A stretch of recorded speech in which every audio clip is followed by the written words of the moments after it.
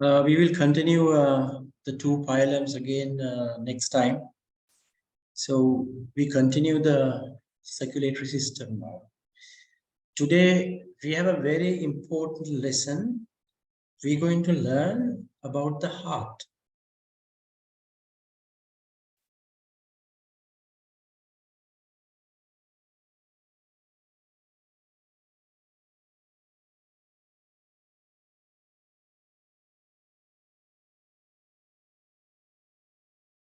So we're going to learn about the human heart, structure of the human heart, and how heart function when blood is pumping out of the heart.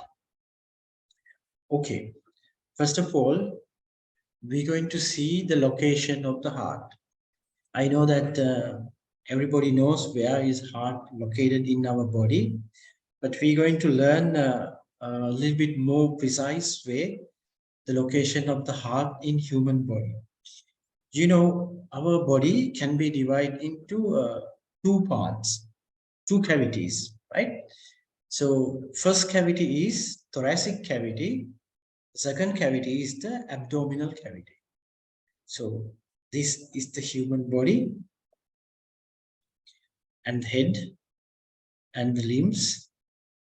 So the first one is the thoracic, second one is the abdominal cavity. So heart is located in the thoracic cavity. It's here. So when we look thoracic cavity, it is like this.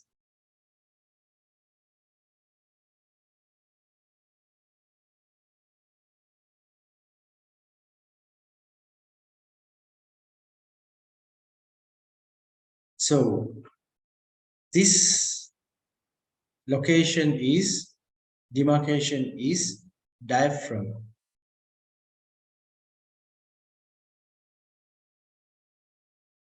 Diaphragm is a fibrous and muscular membrane which separate thoracic cavity and the abdominal cavity. So it is consist of fibrous sheet and the muscles. So it clearly separates thoracic cavity and the abdominal cavity. There is a small holes. The structures like esophagus can pass through it. And in the front side of our body, there is a bone in the middle. So there's a bone in the middle, like this. Yes. This bone is called sternum.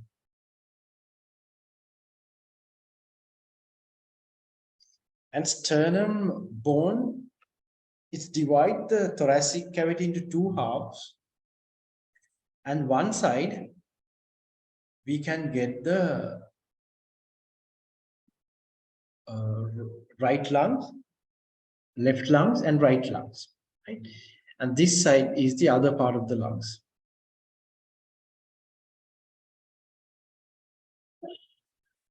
Okay, then from the side, we know there are bony structures called ribs. So 1, 2, 3, 4, 5, 6, 7. And these 7 are separated from each other. And after that, 8, 9, 8, 9, 10. These 8, 9, 10, they fused and joined to this side to the sternum. For example, this is the rib joined to the sternum like this.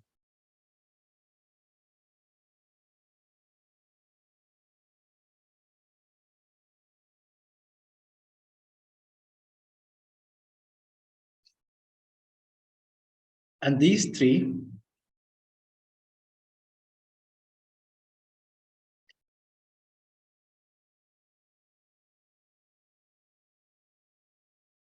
Three of them join together and fuse as one, attach as one.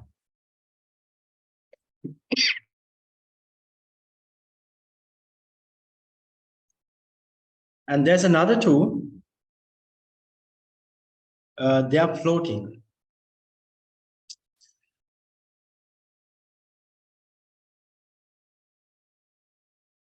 So then we have a 12 ribs. We have a 12 ribs, one side, and 12 ribs other side. Okay, after that, this space,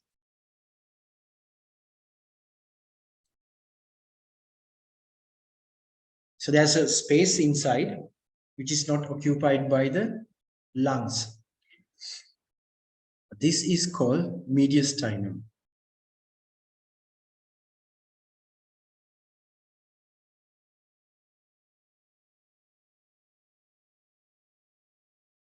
Space. Now in the mediastinum space, in between lungs, the heart is there. So this is the heart.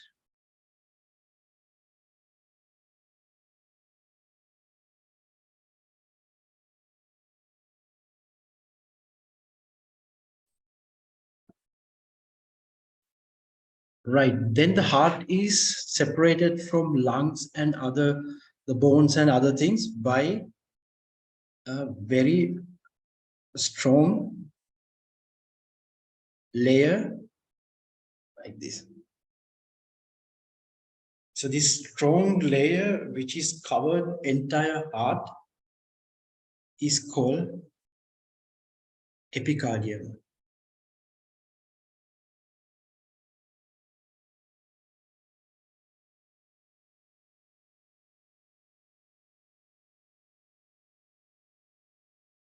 Right, now we can consider this is the location of the heart, which is in the chest cavity, protected by the ribs sideway and front by this bone sternum. And the back side is we have a backbone. So it is well covered in the bone cage and well protected inside the chest or thoracic cavity. And heart is again separated from rest of the things inside the thoracic cavity by having this epicardium.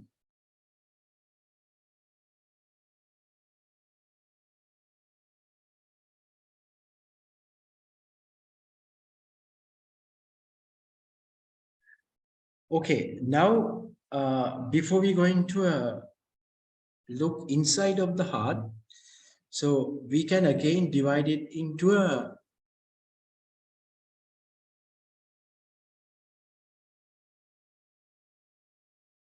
oh sorry, this is a pericardium, right?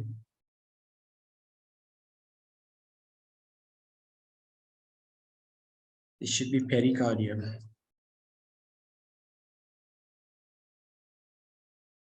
Because heart has three layers: endocardium, myocardium, and pericardium.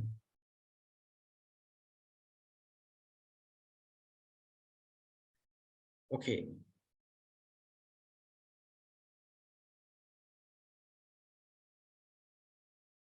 This is the heart muscles. If we cut the heart, this layer represents the heart muscles. And inside of the heart, the cavity lined by cells, these are the endothelial cells.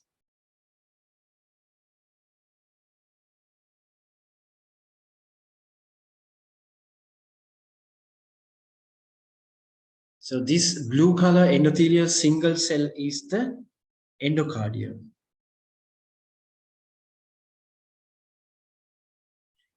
And the red color one represents the heart muscles, myocardium.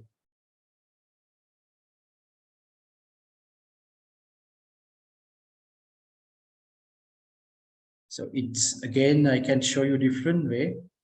So if the heart is like this, inside, this is the endocardium.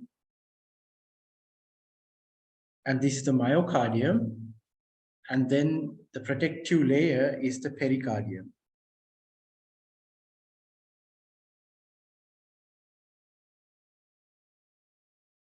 This is the pericardium.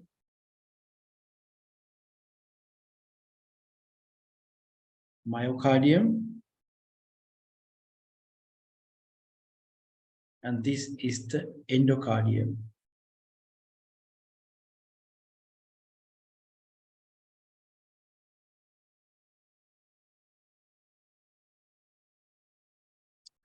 Okay. Then we're going to, if we're going to add the pericardium to this side, so pericardium again consists of two layers. So this is the first layer of the pericardium. And this one is the second layer of the pericardium.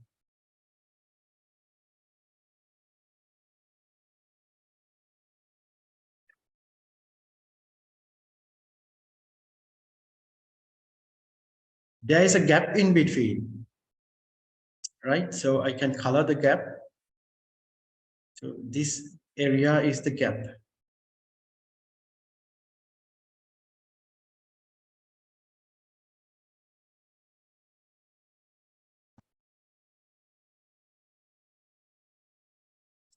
And the gap is filled with the fluid.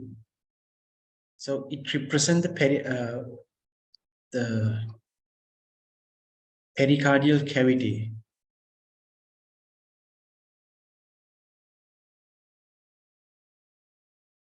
Filled with fluid. So inner layer is the single cell layer, endothelial cell layer, single cell layer.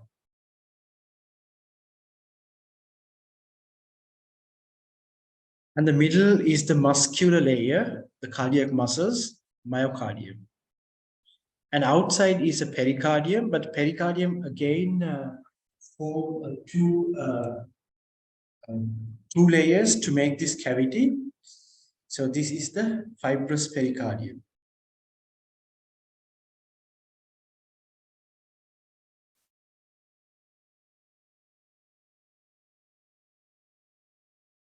So since the word fibrous is used, fibrous is a very strong structure. So outside one is a very strong structure. It is called fibrous pericardium. And this one is called serous pericardium.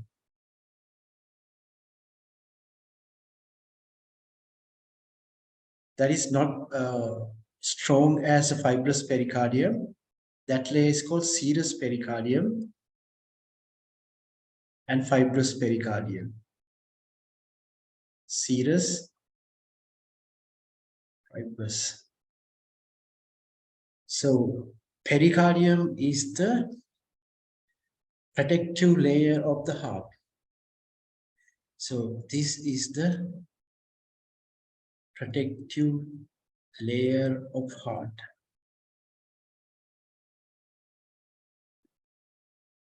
Pericardial cavity is the fluid-filled space in the middle. Right? So here again, pericardium, myocardium, endocardium. Pericardium is the protective layer. The pericardium again divides into two to form a fluid-filled space. And this fluid-filled space is very good when heart is contracting. There is a less friction because it's a fluid space is there.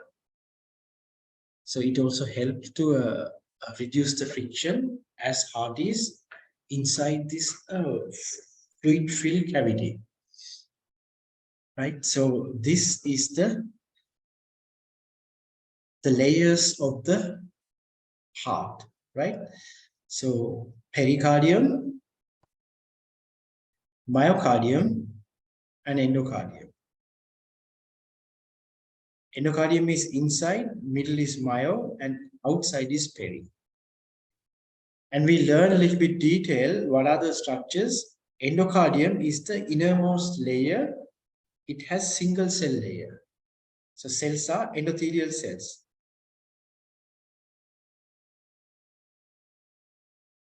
And the middle is cardiac muscles.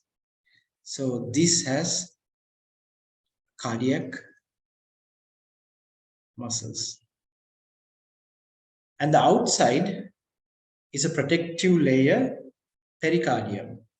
Pericardium again divided into two to make this cavity, serous pericardium and the fibrous pericardium. So when they split, middle is the cavity which is filled with the fluid. So that is important for the protection and also pumping the heart with less frictions. Okay, we have learned location of the heart and we have learned one of the three layers of the heart. In the next section, we're going to learn the parts of the heart.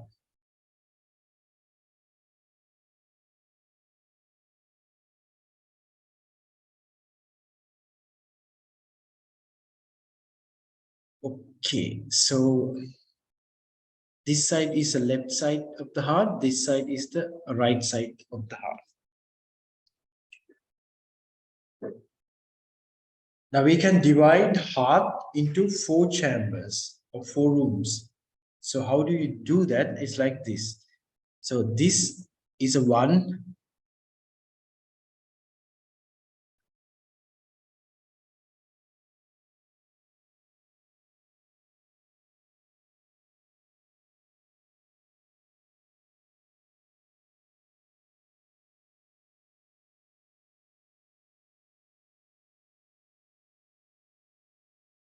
And this is the other side.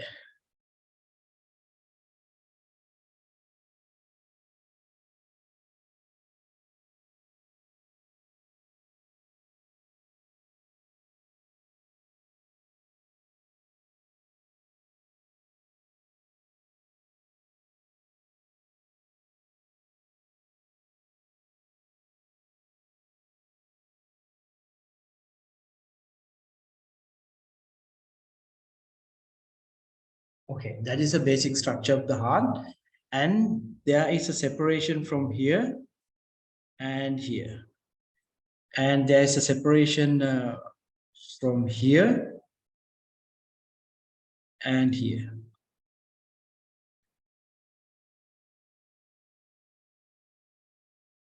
And there is a blood vessel attached to this place, blood vessel attached to this place, blood vessel attached to this place and this place. Right. I think this is over now. So this side filled with oxygenated blood.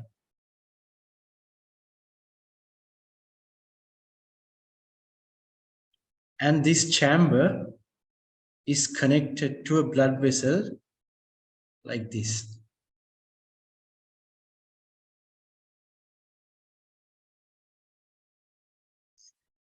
The direction of flow is out like this. And then other side is filled with deoxygenated blood. That means it lacks oxygen and it has more carbon dioxide. And this is connected to these blood vessels. And the direction of the flow is out of the heart.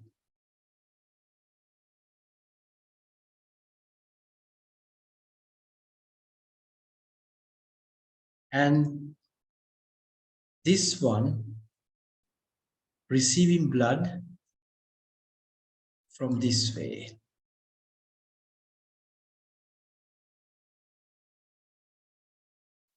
And the other side also receiving blood from this way.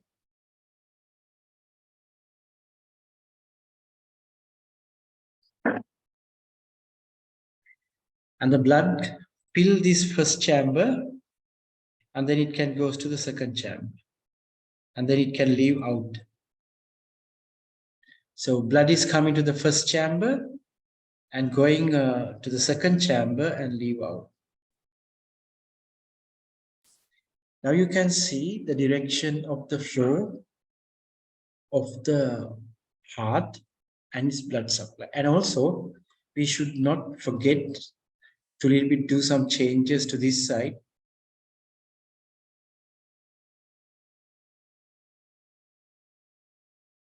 So that chamber has thick wall.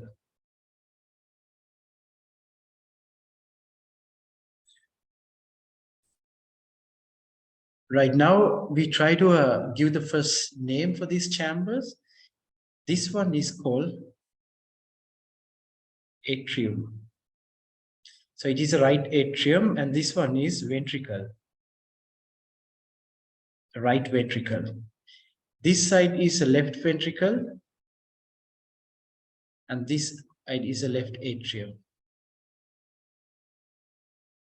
These are the 4 chambers. Again, atrium, receive the blood, and ventricle, receive the blood from atrium.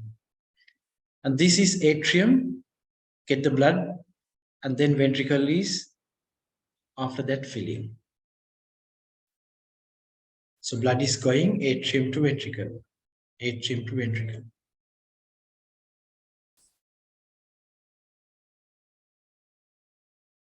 Okay, then the blood vessels. This one is aorta. The biggest blood vessel is aorta. And the 2 blood vessels coming from right side of the heart and left side of the heart is called pulmonary vein.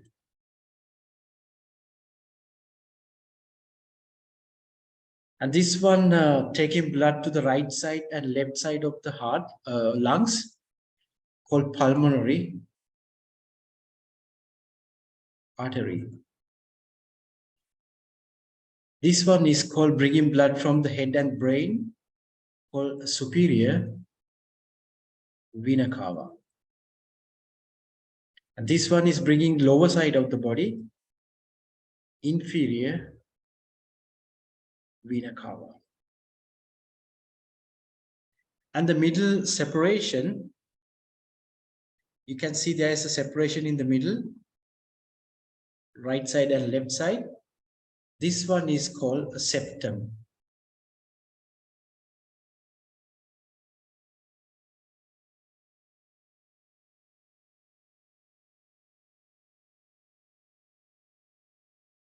Okay, now few things. You can see there is a valve in the middle between atrium and ventricle. So this valve is called AV valve or tricuspid. Tricuspid mean, if you look at this valve, it has 3 flaps, 1, 2, and 3. So here you see only 2, but in 3-dimension picture, there should be 3. And the left side, it is same, AV valve. This AV valve has 2 cusps. So it's called bicuspid. Because it has 2 flaps. And there is another valve, which is, we can find it here. The aorta originated from the left ventricle. That place, there is a valve. Pulmonary artery originated from this right ventricle, then there is a valve. So these valves are called 2 valves, semilunar valve.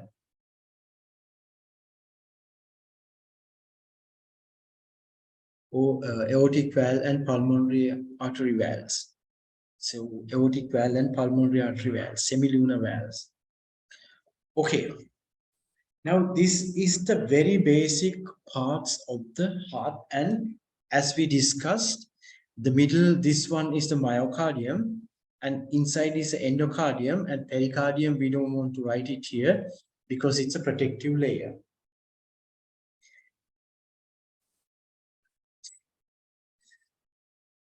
I think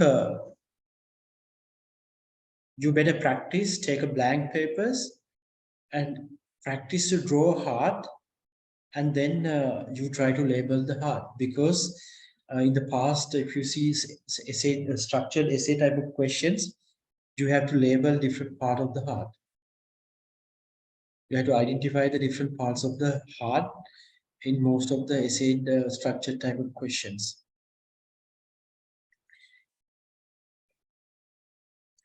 And here you can also see the flow of the blood, left side and right side. Right side, take blood to the lungs, and left side, pump blood to all over the body, because aorta is the biggest blood vessel, can pump all over the body. Okay, do you have any other structures to know, or any other questions about the heart?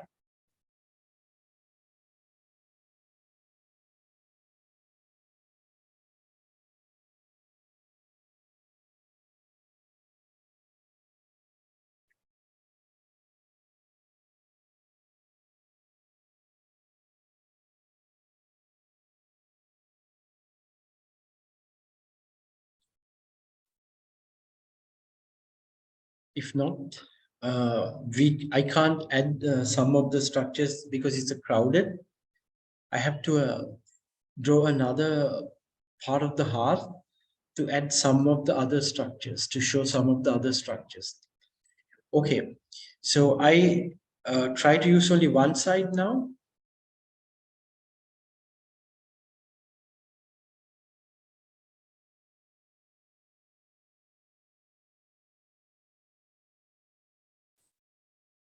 Now, if you look this ventricles, this one is the atrioventricular valve. Now, this ventricle wall consists of the muscles, and we can also observe the ventricle muscles. They're a little bit showing this kind of appearance.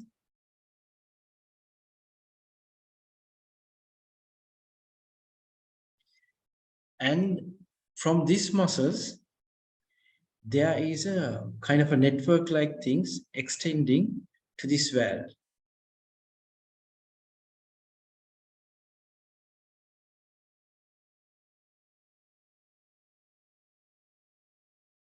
That means AV valve is attached to cardiac muscles, ventricle muscles. This ventricular muscles is called papillary muscle.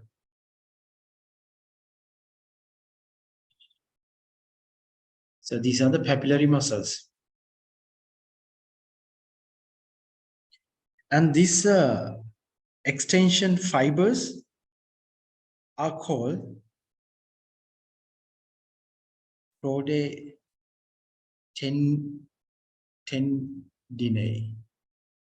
Tendinae. Or tendinous cords or chordae tendinates are the fibrous attachment.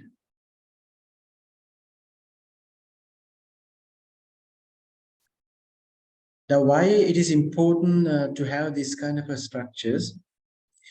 When heart relax, when the heart is relaxed, their muscles are relaxing and it is not going this direction. It's like expanding. So when they're expanding, this valve is opening because these cords are stretching to this direction.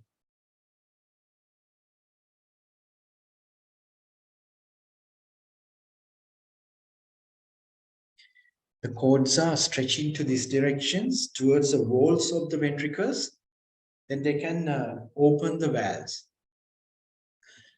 This is when the heart is relaxing. Let's say opposite of this, heart is contracting. Then the muscles, ventricles are moving in. So then it's just, maybe it's more like this. That means it's moved this direction. So when they are moving inward, they are getting relaxed and they are also moving this direction.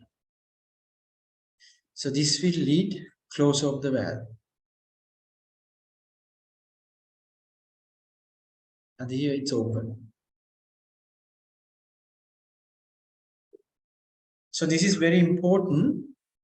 The valve is open this way and then close to this way. It's not going more than that. So it's open and then closed. This is important to flow the blood only from this direction. That means atrium to the ventricles. Because in case it is open to the other side, for example, mistakenly it is open to this way, then blood can still go from this direction. If there's a chance of opening, because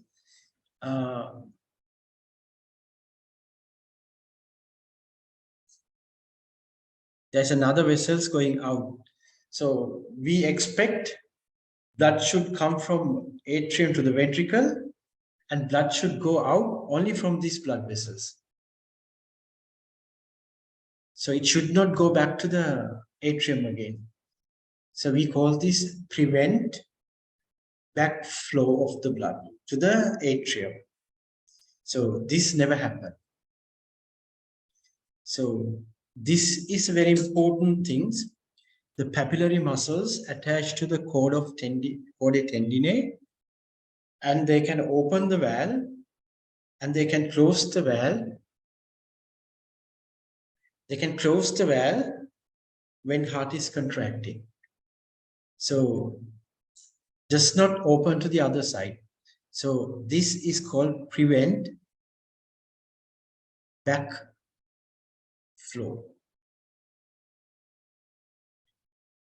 The chordae tendineae is important to prevent backflow of the blood to the atrium.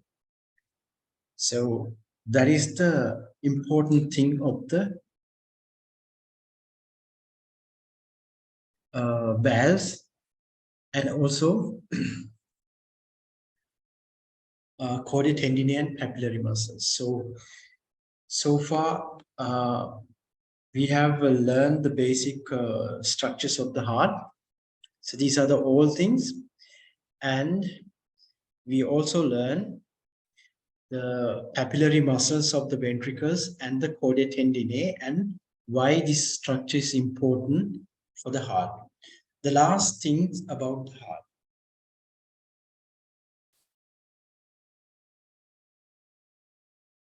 So if we look heart without dissecting, right?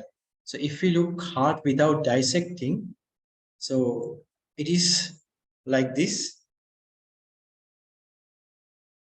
And we can see some of the vessels are going out like this. In or out, we can see some vessels. Only we cut the heart into two halves, then we can see this kind of a chambers and the organization.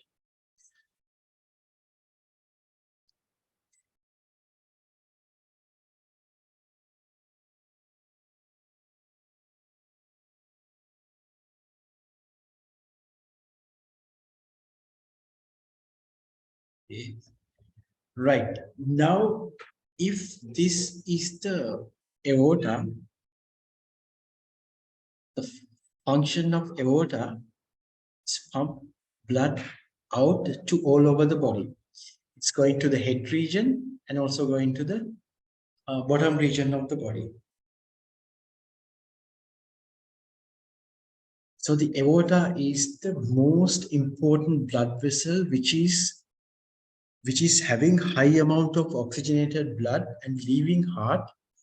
Then there is a branch starting from this point. So there is a blood vessel branching from this point, and then it is going like this with a big network, making the big network to the heart.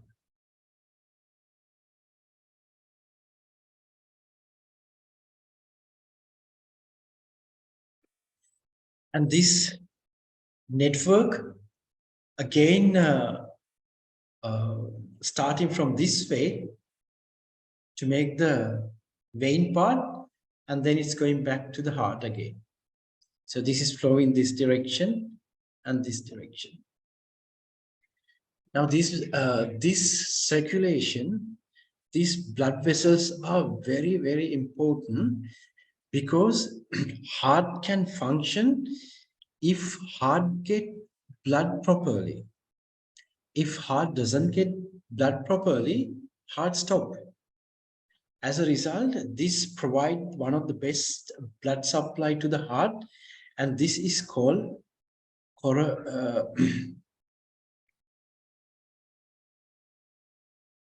circulation. This is called coronary circulation. So coronary circulation provide blood to the heart muscles. And that's why it is originated from the aorta immediately. When aorta is leaving from the out of the heart, there is a branch coming from this place, because the first part of the blood going to the heart. So pressure is high, the amount of oxygen is high, and it is going to the heart muscles. So this is called coronary circulation, and it provides blood to all over the heart muscles, and then it leaves back into the vein with the deoxygenated blood. Okay, I think so in this lesson, we have almost completed learning the structure of the heart. How do you quickly learn all these parts and the functions? Easiest way is take a one blank paper and try to draw the heart. So when you try to draw the heart, I think one method, there could be several methods. Easiest way I find, I try to draw this ventricle like this, atrium like, the blood vessel is like this, and then the atrium. And I can do same for the other side. This, and like this. I mean, that's not the perfect, but when you try more and more, somehow you can manage. After that, so you can draw the muscles like this. And this is the aorta, and this is the branch of the pulmonary artery. And then after that, the two blood vessels coming from lungs, pulmonary vein, and then inferior and superior vena cava like this. And then you can place two valves here. So two valves here, and there's a valve here, and there's a valve